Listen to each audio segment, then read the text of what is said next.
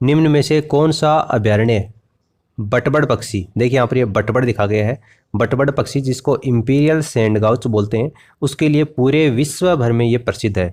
कौन से अभयारण्य में ये पाया जाता है? गजनेर अभयारण्य में, जयसमंद अभयारण्य, बंदबरेठा अभयारण्य या बस्सी अभयारण्य? बटबड़ पक्षी इंपीरियल सैंडगाउच के लिए कौन सा प्रसिद्ध है? देखिए इसी बटबड़ पक्षी को रेत का तितर भी कहा जाता है और बीकानेर के अंतर्गत गजनेर वन्य जीव अभयारण्य है। ऑप्शन फर्स्ट ये इसका करेक्ट आंसर होगा।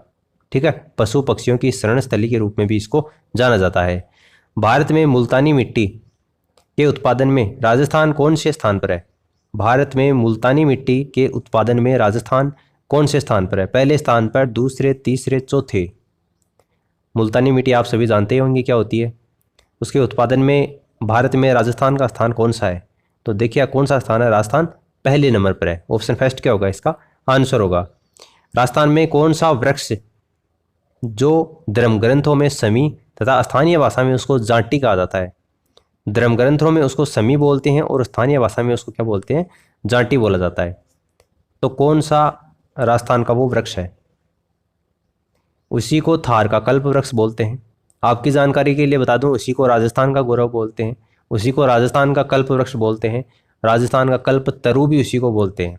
उसकी हरी पत्ती को लूम कहा जाता है, सूखने के बाद उसकी पत्ती को खोखा कहते हैं। उसके जो फली लगती है उसको सांगरी बोलते हैं। स्थानीय भाषा में उसको, जैसा कि क्वेश्चन में कहा गया है, जाटी बोलते हैं। राजस्थानी भाषा में उसको सिमलो बोला जाता है और धर्म ग्रंथों में उसको समी के नाम से जानते हैं। उसका वैज्ञानिक नाम होता है प्रोसोपिस सिनेरेरिया और विजयादशमी के दिन, दशहरे के दिन उसकी पूजा की जाती है। राजस्थान का वो राज्य वृक्ष है। 31 अक्टूबर 1983 को राजस्थान का राज्य वृक्ष उसको घोषित किया गया था और ये पश्चिमी राजस्थान में सर्वाधिक पाया जाता है।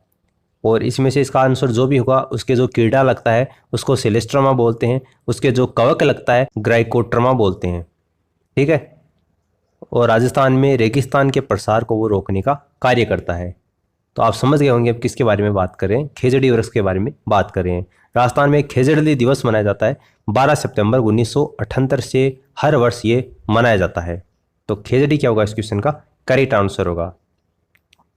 आदिवासियों के द्वारा उदयपुर, डूंगरपुर, बांसवाड़ा यहाँ पर वनों को काटकर भूमि को किस प्रकार की कृषि के लिए योग्य बनाया जाता है?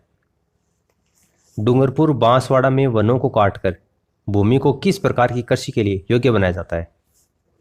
काफ़ी इंपॉर्टेंट है ये क्वेश्चन। और ये जो आपको 3 जिले दे रखे हैं, इनमें से भी सबसे ज़्यादा ये जो कृषि की जाती है वो बांसवाड़ा में की जाती है। अब आपको पता है बांसवाड़ा में जो वन है सागवान के वो अत्यधिक हैं, जिसके कारण सागवान का उद्यान भी बांसवाड़ा को कहा जाता है। देखिए उस कृषि को अपन किस नाम से जानते हैं? वालदरा कृषि के नाम से अपन जानते हैं। उसी को वालदरा कृषि कहते हैं, उसी को झूमिंग कृषि कहते हैं, उसी को स्थानांतरित कृषि कहते हैं, जिसमें जंगलों को काट लिया जाता है और बाद में खेती की जाती है। बांसवाड़ा में कोई भी वन्य जीव अभयारण्य नहीं है, इसका आप ध्यान में रखना। बांसवाड़ा में सर्वाधिक मैग्नीज उत्पादित होता है राजस्थान में। तो वालदरा कृषि या झूमिंग कृषि के नाम से उसको जानते हैं। मेवाड़ टेक्सटाइल मिल की स्थापना कब की गई? 1938 में, 1926 में, 1939 और 35? अब टेक्सटाइल मिल की बात आ गई तो आपको बता दूं कि देश विदेश में वस्त्र नगरी के नाम से भीलवाड़ा को जाना जाता है। काफ़ी फेमस है, पूछा जाता है एग्जाम में। देश विदेश में राजस्थान में वस्त्र नगरी के नाम से किसको जानते हैं? तो भीलवाड़ा को जाना जाता है। और मेवाड़ टेक्सटाइल मिल्स की स्थापना कब की गई थी? 1938 में की गई थी। मुख्य रूप से चिंकारों के लिए प्रसिद्ध अभयारण्य कौन सा है? चिंकारों के लिए खास तौर से प्रसिद्ध अभयारण्य नाहरगढ़, गजनेर, बस्सी, शेरगढ़? चिंकारों के लिए प्रसिद्ध अभयारण्य कौन सा है? नाहरगढ़ का अभयारण्य है। ऑप्शन फर्स्ट इसका आंसर होगा। मरुस्थल के विकास को रोकने के लिए सरकार ने 1991 में एक नया कार्यक्रम शुरू किया। उस कार्यक्रम का आपको नाम बताना है।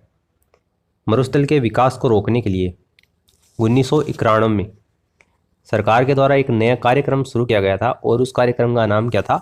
ऑपरेशन खेजड़ा। Option first. वह कौन सा जिला है जो कि वन संपदा में धनी है?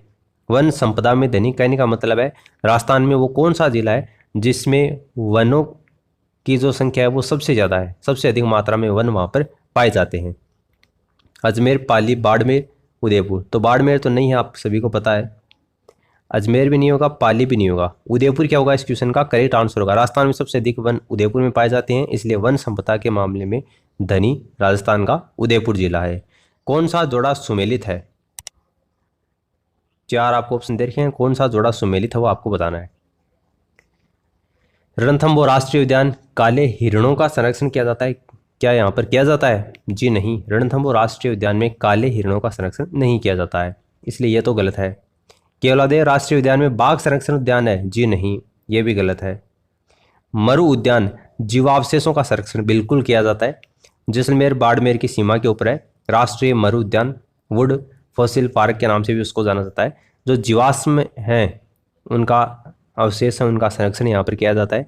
जगह जगह पर यहाँ पर आप तारबंदी की हुई देख सकते हैं, अगर आप कभी वहाँ पर जाते हैं तो देख लेना, हजारों करोड़ों वर्ष पुराने अवशेष वहाँ पर आज भी रखे गए हैं। अमृता देवी कृष्ण मृग पार्क प्रवासी पक्षियों का, ये भी आपको गलत दे रखा है। सुमेलित कौन सा ये बताना था, तो ऑप्शन 3 क्या हो जाएगा, इसका आंसर हो जाएगा। महाराज उमेद मिल्स की स्थापना 1942 में कौन से नगर में की गई? महाराजा उमेद मिल्स की स्थापना 1942 में कौन से नगर में की गई? पाली, किशनगढ़, उदयपुर, भीलवाड़ा।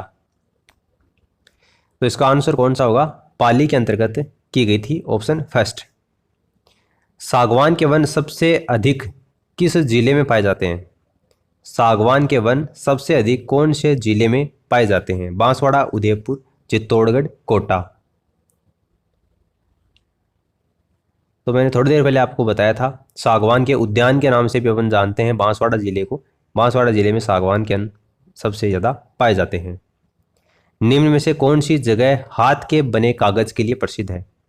कौन सी जगह है जो कि हाथ से बने हुए कागज के लिए फेमस है? भीलवाड़ा, गंगानगर, कोटा, सांगानेर। हाथ से बने कागज के लिए तो कौन सा होगा इसका आंसर? सांगानेर इसका करेक्ट आंसर होगा। राजस्थान में काला पत्थर कहाँ से निकाला जाता है? काला पत्थर या फिर इसको काला संगमरमर बोल दो। राजस्थान में काला संगमरमर कहाँ से निकाला जाता है? संगमरमर आप सभी को पता होगा कि काफ़ी वैरायटी में आते हैं। काला संगमरमर आता है, गुलाबी संगमरमर आता है, हरा संगमरमर आता है, सफ़ेद आता है, काफ़ी वेरिएंट आते हैं। तो उसमें आपको बताना है काला संगमरमर या काला पत्थर है वो कहाँ से निकाला जाता है। तो ये कहाँ से निकाला जाता है? भैंसलाना से निकाला जाता है, ऑप्शन फर्स्ट इसका आंसर होगा। भेड़ की कौन सी नस्ल गलीचा ऊन के लिए उत्तम मानी जाती है? गलीचा ऊन के लिए भेड़ की वो कौन सी नस्ल है जो कि उत्तम मानी जाती है? जैसलमेरी भेड़, चोकला भेड़, मगरा भेड़ या पुंगल भेड़। कौन सी नस्ल है जो कि गलीचा ऊन के लिए उत्तम मानी जाती है? तो देखिए इसका आंसर कौन सा होगा? जैसलमेरी, यह नस्ल है भेड़ की, जैसलमेरी। खरीफ की फसल के लिए उपयुक्त फसल चक्र निम्न में से कौन सा है? खरीफ की फसल के लिए उपयुक्त फसल चक्र इनमें से कौन सा है, आपको बताना है।